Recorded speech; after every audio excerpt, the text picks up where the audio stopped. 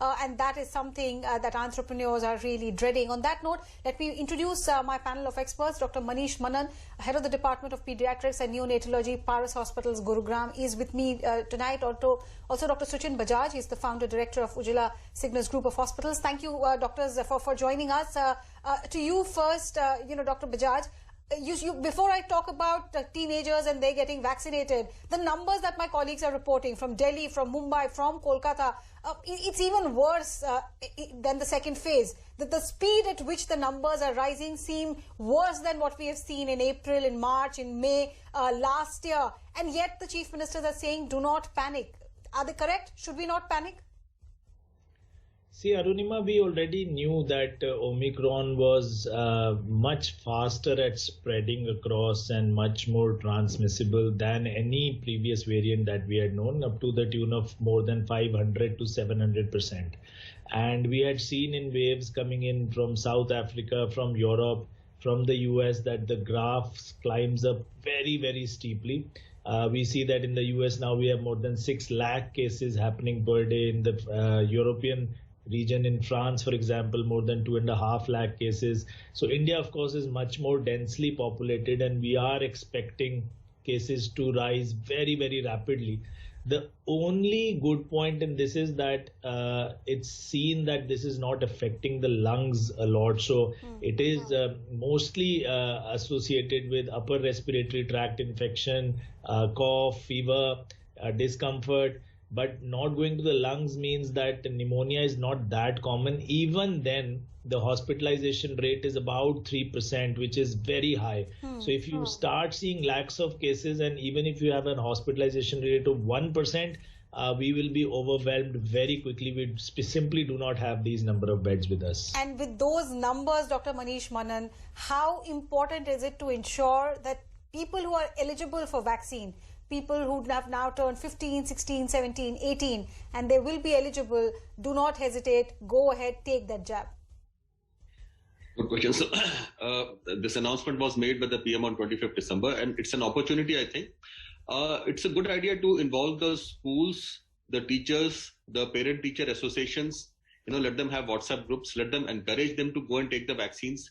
The pediatricians also have an important role to play when they can encourage their patients to take the vaccines and explain the situation to them. And it's very important to bring down the vaccine hesitancy in them. A lot of people have questions regarding, what could be the side effects and all. You just enumerated, like most of the children had very minor side effects. Like in the Covaxin trial also, the Bharat Biotech had mentioned that only 374 subjects had minor side effects, and which was sorted out on its own. So the need for vaccination is to be stressed upon. However, it also has to be, told to the children and to the parents that the vaccine takes about 4 weeks to take an effect. Right. So we don't expect that the first dose has been given, it will become effective.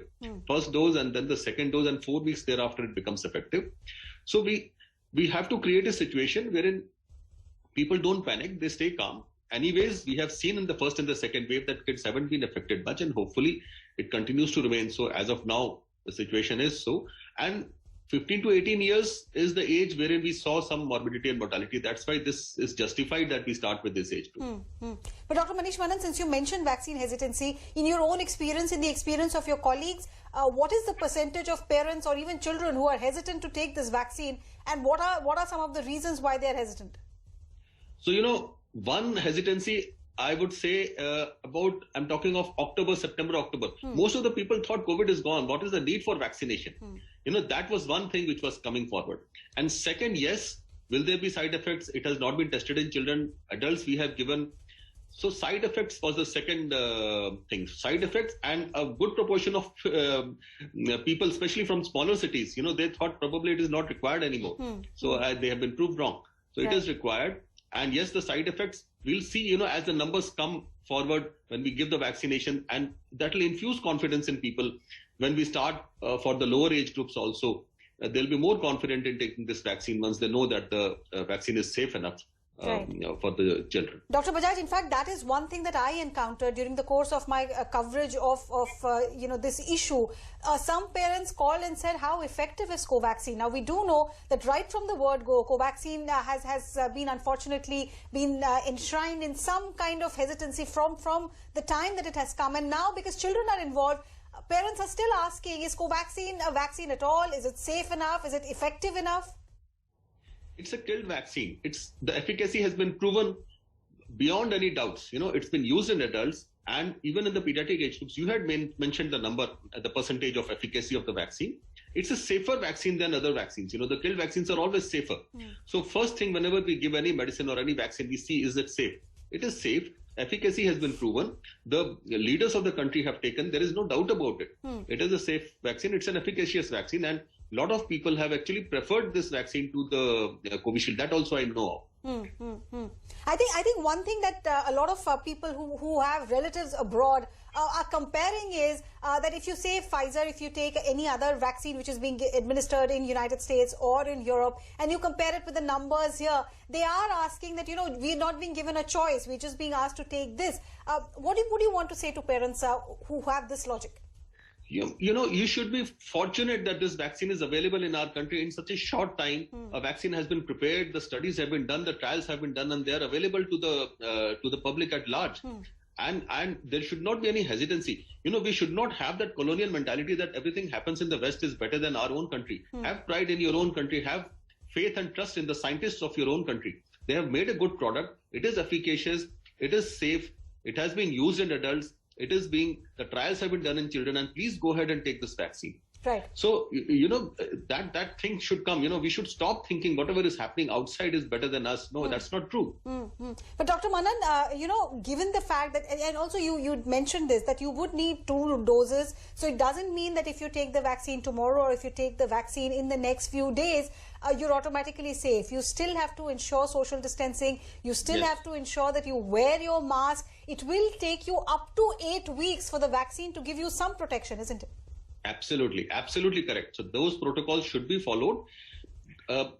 Masking, I think, is the most effective method. It's even more effective than lockdowns. If everybody does these 2-3 things, social distancing, masking and hand washing, we probably not need a lockdown. Right. And Dr. Bajaj, again, a third thing that I've encountered when people have been calling up and saying, we saw first wave, then we saw Delta, now we have seen Omicron. There is some kind of a COVID fatigue that has set in. Kids not going to school, not going to parks, not being able to meet their friends.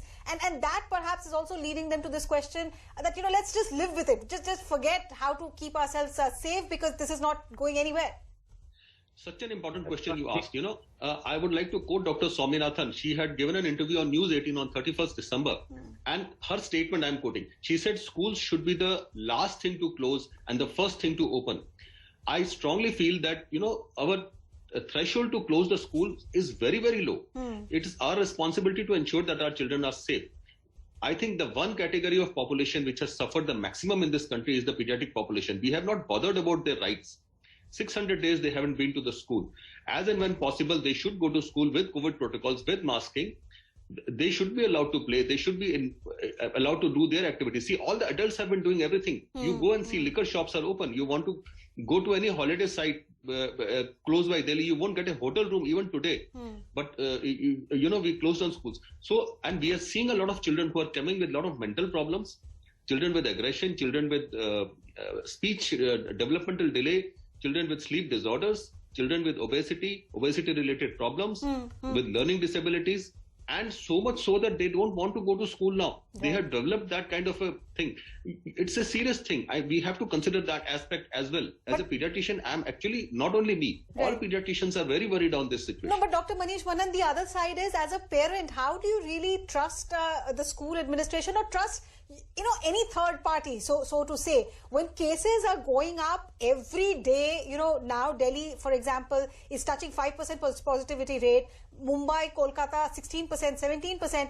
As a parent, how do you really encourage your child to go back to school? How do you give that consent that even with these kind of numbers, I can send my ward to school? So let's not talk about today. Let's talk about 2 months ago. What was happening in July, August, September, October, November? till December, we had enough time. That was the time when we should have utilized this opportunity and sent them to school and allowed them to play. We have kept it closed for a very, very long time. Now, in the first opportunity, whenever possible, I think they should be resumed. It is, as if school education is the most non-essential activity in this country, this is not right. Right. We have to consider the child's right, the child's psyche, the child's health. Right. Everything is getting affected. Dr. Bajaj, one final word I wanted to ask you very, very quickly. I'm short of time. When the cases are rising, there was some, if I remember reading it correctly, they said that when you take the first jab, your immunity can actually go down for some time. So if a teenager is taking the first jab tomorrow or in the next few days, when the numbers are really peaking in Delhi, Mumbai, Kolkata, rest of the country, any specific precaution that you would recommend? So Arunima, see, vaccines have been by far the most successful public health measure ever invented. They save at least 2 to 3 million lives every year. So having any doubts about the vaccine or thinking that the vaccines will lead to immunity going down, I think it's just myth. One secret weapon that has helped beat every disease outbreak over the last century is not been masks or vaccines even. It has been data. And data is the thing that allows us to move from a panic-driven response to a science-driven response.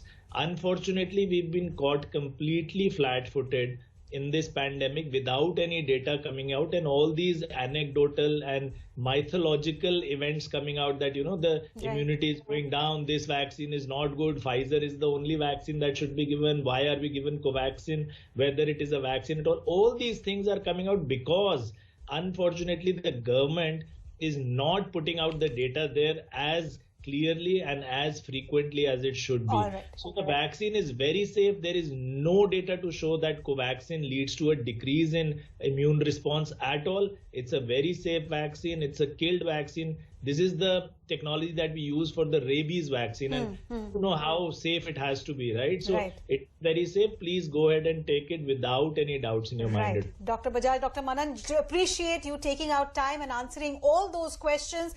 If you're a parent viewer, I hope that will put to rest all doubts.